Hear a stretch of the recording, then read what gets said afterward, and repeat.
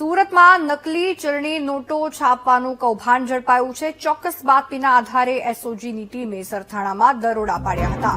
Apple સ્ક્વેરની એક ઓફિસમાં duplicate ચલણી નોટો છાપતી હોવાનું સામે આવ્યું છે. પોલીસે સ્થળ પરથી ₹100 દરની કુલ 1 લાખ જેટલી વધુ બોગસ નોટો જપ્ત કરી છે.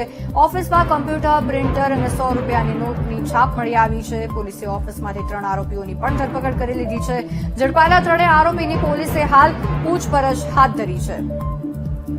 ત્યારે નકલી નોટો છાપવાનું આ કૌભાંડ ઝડપી પાડવામાં આવ્યું છે. સુરતમાં જે બ્રિજ સિટી, ડાયમંડ સિટી તરીકે ઓળખાય છે, એ સુરત હવે ક્રાઇમ સિટી બનવા તરફ આગળ વધી રહ્યું છે. કારણ કે દિવસે ને દિવસે સુરતમાં ક્રાઇમ વધી રહ્યા છે. લોકોને છેતરવા માટે નકલી ચલણી નોટો છાપવાનું આ ષડયંત્ર જે પોલીસ દ્વારા ઝડપી પાડવામાં આવ્યું છે, સરથાણા ખાતેથી ઝડપી પાડવામાં વિસ્તારની અંદર યોગી ચોકમાં એપલ સ્ક્વેર નામની બિલ્ડિંગ છે. ત્યાં 402 નંબરની ઓફિસ છે.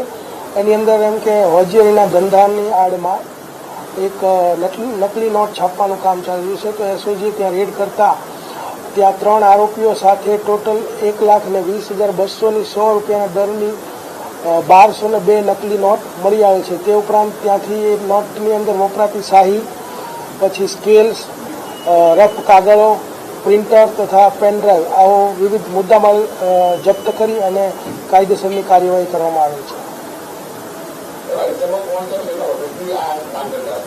આ ઈસમોમાં એક સાગર કરીને જે છે તે અગાઉ સિંગાપોર પણ હોટેલ મેનેજમેન્ટને લગતો કોર્સ કરીને આવેલો છે અને આનો માસ્ટર માઇન્ડ એ જ છે.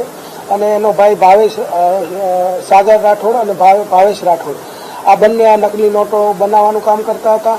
અને જે બીજા 2 ઈસમો જે પકડાયા છે, રાહુલ શંભુભાઈ અને પવન બોલડે, આ બંને ડિલિવરી લેવા માટે આવેલા હતા. જે તે વખતે સ્થળ ઉપરથી સાગર ભાગી ગયેલો, પરંતુ ત્યારબાદ વહેલી સવારે એસઓજીની ટીમે જે વોન્ટેડ આરોપી સાગર હતો એને પણ પકડી લીધો છે.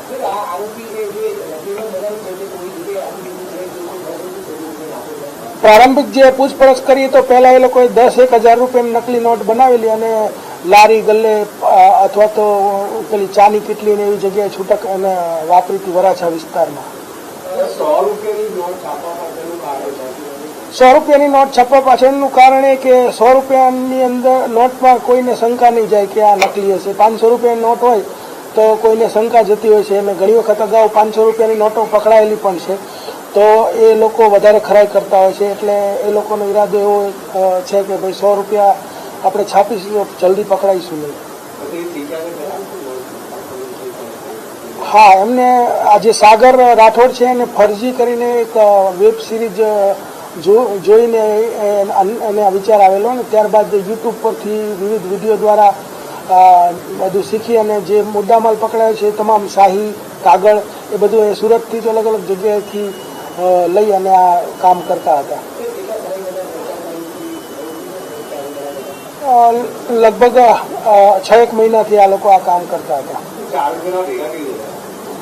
4 જણામાં જે ભાવેશ રાઠોડ અને સાગર રાઠોડ છે એ બંને ભાઈઓ છે અને એ બંને આ નોટ બનાવવાનું કામ કરતા હતા. અને જે બીજા 2 પકડાયા છે, રાહુલ ચૌહાણ અને પવન બોલડે, જેમાં એક રાહુલ છે મધ્યપ્રદેશનો છે, પવન છે મહારાષ્ટ્રનો છે, તો બંને રહેતા હતા સુરતમાં. અને એ 3 એક અસલી નોટની બદલે 3 નોટ આ લોકો એને આપતા હતા અને એ માટે ડિલિવરી લેવા આવેલા ને એ દરમિયાન જ ઝડપાઈ ગયેલા.